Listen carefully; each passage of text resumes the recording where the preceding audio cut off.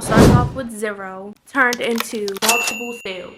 Hey guys, it's me, Paige, and welcome back to my YouTube channel. Today I'm going to be telling you guys how starting off with 0 turned into multiple sales. If you're new here, hi, my name is PaigeVLS. I post different varieties of content. Like, share, comment, and subscribe, and hit the bell to stay tuned for more of this. So let's get straight into the video. What I mean by 0 is that I had no vendor, I had no inventory, I had no products to sell, and I had no customer. On top of me not having those things, I didn't really have much to invest in. So what I mean by starting off with 0, I'm talking about from scratch. All I knew is that I wanted to resell and I wanted to be one of the biggest resellers.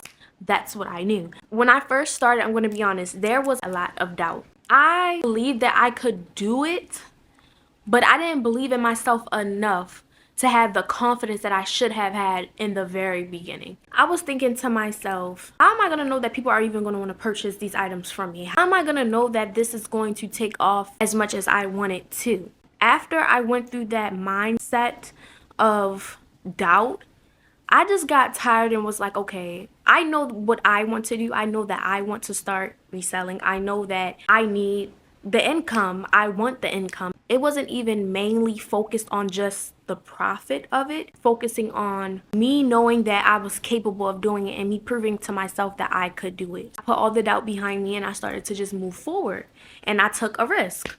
Reselling is just surrounded with risk, so I took the risk. I feel like if you're someone who's just starting with your reselling business or a beginner, you have to move out of courage and you have to just take the risk to do it. You're not going to always have the best days with it. Sometimes things are going to move slow, but I feel that you have to take the risk. If you don't ever take the risk, you'll never achieve what you want to achieve. There was a lot of times where I would have a whole bunch of product just sitting for days, weeks maybe, because either people were bluffing or people weren't really taking me serious or people thought I was lying, or so many thoughts were running through people's minds when I first started reselling, and I started to just think about what other people were thinking about, and that's also what kind of got in my way. Me pondering on what people might think, pondering on, is my product good enough? Am I doing this correctly? Am I wasting my time just pondering and pondering and pondering on other people's thoughts and opinions? I just told myself, hey, you're not doing this for them, you're doing this for you. You are investing into yourself. They're not investing into you. The only way that they will be investing into you is if they buy product from you. But if they're not buying product from you, then opinions, the doubt from other people shouldn't even impact me, because I'm the one investing in myself. So why would I let people who are not investing in me or my business control how I perceive myself and my business? It just doesn't make sense. And it does not go hand in hand. So I took on the responsibility of making sure that no matter what people might think or say to me or how I might feel, that I have to keep my business running. So that means that even if sales don't come in, I need to have supply. I need to have inventory. Without any inventory, there would be no sales. So even though you may be in a drought at this moment, that does not mean that someone isn't going to just hit you up on a random Tuesday. Hey, do you still have those pros available? That doesn't mean anything. The way that life is so unexpected, so you have to be prepared for anything, even if you're going through a drought season. So before I even had the inventory, I had to find a vendor. Yes, I had to find a vendor. And the vendor is a supplier that is a trusted supplier that's going to give you 100% the right, correct type of product. Speaking on that, I currently have product on the way, multiple products on the way besides just these beanies. And when you have a vendor, you have to build a relationship with your vendor. Yes, build a relationship with your vendor, get to know them, allow them to get to know you. It doesn't have to be too personal, but you want to build a relationship so that way working together is a little bit more easier. And there's so many types of vendors. There's clothing vendors, there are tech vendors, there are hair vendors, there's all kinds of vendors, but you have to be very specific and careful for who you make your vendor, because some vendors aren't always real. Some people use the title vendors to scam. But as I will say, I started off finding a vendor Once I found a vendor, before I even messaged the vendor, I did my own research and I had to teach myself key rules of reselling, the pros and the cons, and I had to really learn the risk and was I willing to take the risk? And I said check, and that's how it all started, from zero to inventory. Invest. You could spend as cheap as $30, yes, $30. The highest that you'll have to start is with 100. So if you are starting with nothing and you get someone to work with you and you start making profit and then you pay them back, that's a way of you investing in yourself, even though you're starting with zero, nada, nothing. It required a lot of effort. Yes, you have to invest, but it requires more effort than it actually requires investing, if I'm being 100% honest. If you do not promote what you're selling, how are people going to know that you even have inventory? How are people going to even know that you're reselling if you don't even promote it yourself? If you don't text vendors, hey, how much is this? Or what are you selling this for? You'll never have inventory if you don't put in the effort to reach out to vendors. Vendors are not going to reach out to you. You have to reach out to them and you have to find legit ones. And that's basically, and I feel that creativity over capital goes into effort. When you are promoting your items, you have to be creative. You cannot just go on your Instagram story one day, hey, this is what I'm selling today. Swipe up. No. Who's going to want to buy that from you? You have to literally promote your stuff. Even if that means making a separate Instagram page, do that. You have to be creative when you're also marketing your business. So once I started to really get the hang of speaking to vendors, getting inventory, reposting, marketing, being creative, I eventually made my first sale. Now you guys are probably thinking that I made my first sale online. I made my first sale from someone random. No, I actually made my first sale in school. I made my first sale in school, and I'm going to tell you guys how I did that. From middle to high, I've never categorized myself. I've always just been a social butterfly and I talk to anybody. Like, I don't care about none of that. If you're a cool person, you're a cool person. So it all started off with me just posting and people from school literally swiping up, asking if I still had this, if I had that. My first sale was in school. It was in school, y'all. And I know there's a saying that strangers would support you more than your friends, and that is true.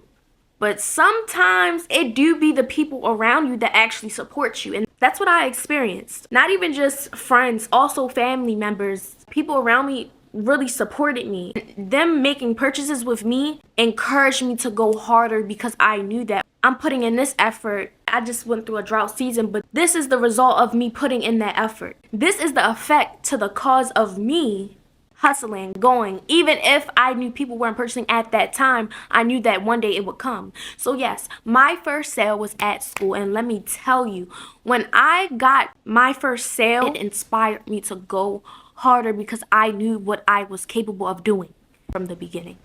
And the sale was as small as $65. Yes, it was as small as $65. I'm not gonna sit here and milk it and say, oh my gosh, y'all, I made $1,000 on my first ever sale. No, I made $65, and that 65 motivated me more than anything. I'm just saying.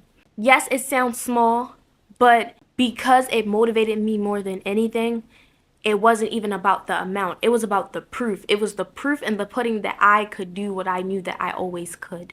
It was the proof in the pudding that I can achieve and reach these heights that I know for a fact that I can achieve and reach. The positive side of it. But there were also some mistakes that I have made during my journey.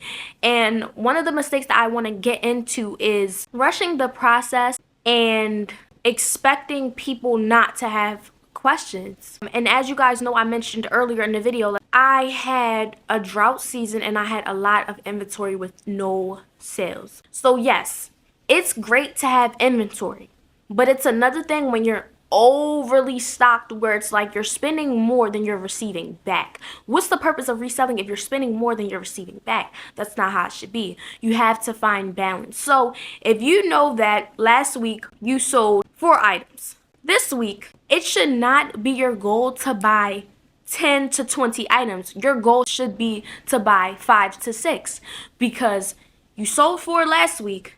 So that means that there's a chance that you may gain 2 more customers. Then again, you could gain up to 20 new customers. But you want to play it safe because, like I said, you don't want to spend more than you are getting back. Because then what's the purpose of you reselling if you're spending more than you're getting back? So that was one mistake. The second mistake that I made was expecting people not to have questions. People are going to ask you, are your products legit? People are going to ask you, are you serious about this? People are going to even ask you, are you the one that's scamming people? They're going to ask you that.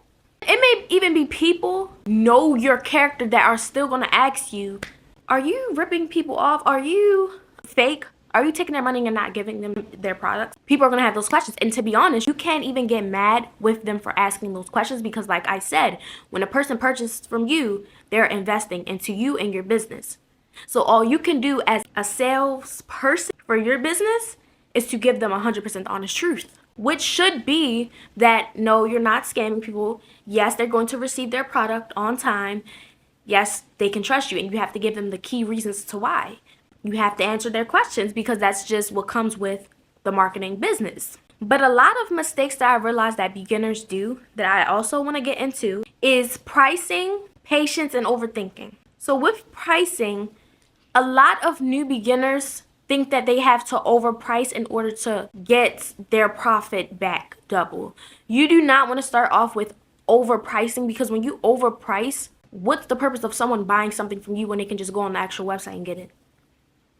You as a reseller, you're supposed to have great deals. You're supposed to have affordable products. You're supposed to work with your customers and build a relationship with them. You cannot build a relationship with your customers and have good deals if your product is literally almost the exact same amount, the original price. Why would someone buy from you? If this is originally $500 and I sell it for $4, why would someone buy from me when they can just get it for $100 more? You know what I'm saying? Why? Yes, it's $100 off, but really, do not be so hungry that you're being greedy and you miss out on your plates. Hear me out, seriously. It don't work like that.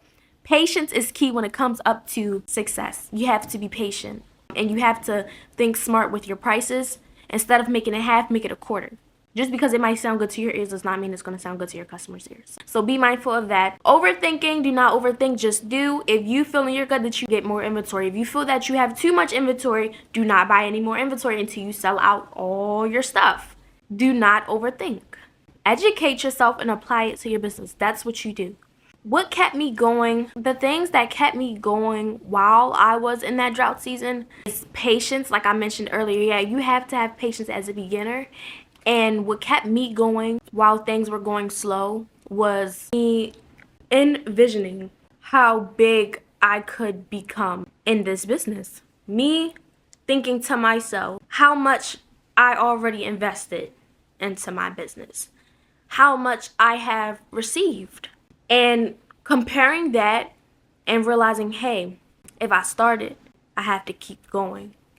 I can't start and give up because if you start and you give up, and you have all these customers and these people watching you, you're going to look like the joke. They're not going to care. And if you choose to change your mind later on, hey, I should have just continued with this business, why would people buy from you if they think you're bluffing? Why? When you could have continued to keep going, when you show signs of weakness, you become prey in the face of your competition. And to be honest, no one should be your competition, but you have to be realistic. Whether you're in the food industry, whether you're in the fashion industry, whether you're in the reselling industry, no matter what you're doing, you're going to have competition. Even if you're competing with yourself, you're going to still be competing against other people. There's so many different resellers out here. So if you quit now, why would someone come back to you when they could just go to someone else? That's why you have to keep going, especially if you build a strong bond with your customers. And that's what kept me going, knowing that I already built a rep, knowing that I already built a name for myself, including this business, knowing that if I stop now, people are going to forget that I even do this. So when I start back up, it's going to be 10 times harder than when I started in the first place. So you have to keep going because you don't want to have the rep of a failed reseller. You just don't. And you really do not want to have a bluffing mentality. You got to see it through, my boy. Gots to. I feel like the moment that I started to know this was for me was the happiness I was getting out of people being able to purchase whatever they wanted for an affordable price. Me also benefiting from it as well. I feel that, yes, it's about product, marketing, money, this is that, but also knowing that your inventory could have been used for a gift, knowing that your inventory could have made someone's day. There was people who have actually purchased from me an item that was given to someone as a gift. Knowing that the item that I was able to provide them with for a less expensive price was given to someone else and made someone else happy. Who doesn't love that? Boom, I'm receiving the profit, but someone's happy because of the products. I was able to make things possible and affordable for people, regardless of what people are going to buy, what they want to buy. But the fact that I was able to, hey, I can give you this for a way lesser price, and they give it to someone for a gift, and now 2 people are happy, plus me, I'm happy. I don't know, I feel like that's when I knew, dang, you're making an impact for real. And knowing that I made that kind of impact, it really boosted my confidence, not in an arrogant way, but more so in a courageous way to keep going and to keep taking these risks because it's worth it. The moment things started to really set in was when I took the time to really write down the transactions that were made.